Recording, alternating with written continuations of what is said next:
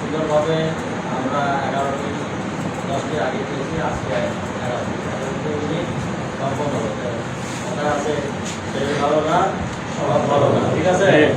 আমরা সুন্দরভাবে 11টি ইউনিট সুন্দরভাবে ডিক্লারেশন দিতে পারলাম, কমিটি গঠন করতে পারলাম।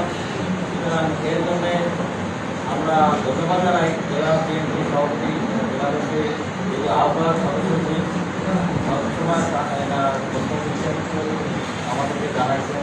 আমাদের আমরা আজকে ওনারা বললেন যে এটা ডিক্লারেশন দেবেন। সুতরাং আমরা মনে করি যে জেলার এখন সরকারের হওয়া দরকার। তারা দিচ্ছেন, আমরা মহাসচিব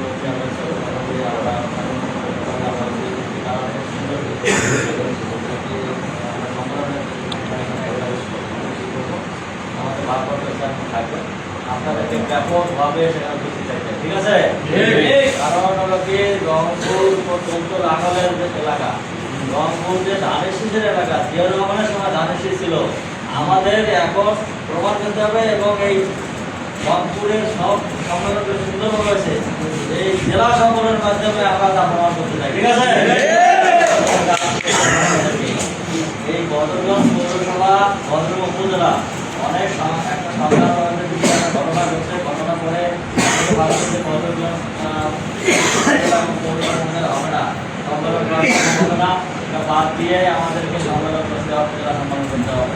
কিন্তু আমরা চেয়ারম্যানকে বলছি না, বদরগঞ্জ জামাতকে সবসময় দেওয়া ছিল, আমাদের বিএনপি ক্যান্ডিডেট ছিল না।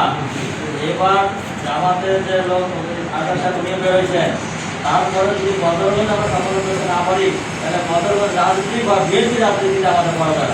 সুতরাং আমি চেয়ারম্যানকে বলছি, সাংবাদিক সম্মেলন ভাইছিলাম, ছুটি ভাইছিলাম, ওনাদের বদরগঞ্জে সম্মেলন করতে হবে এবং বদরগঞ্জকে বিএনপির ঘাঁটি হিসেবে তৈরি করতে হবে। আমরা দেখি উপজেলা যদি সম্মেলন করছি, ব্যাপক সংখ্যা ছিল, তাই না? সুন্দরভাবে ছিল এবং আমরা সুন্দরভাবে ডিক্লারেশন করছি। আপনাদের পরবর্তীতে পৌর বোধহয় হবে না, সম্ভব হয়, কিন্তু সেটাও আপনাদেরকে ডাকা হয়েছে, মোটামুটি একটা সমঝোতা করে একটা করা হয়েছে। যা কিছু যেখানে ছিলই না, হবে না, সেখানে আমরা একটা কমিটি ডাকা হয়েছে, বাদ বাকি সম্বন্ধে আপনারা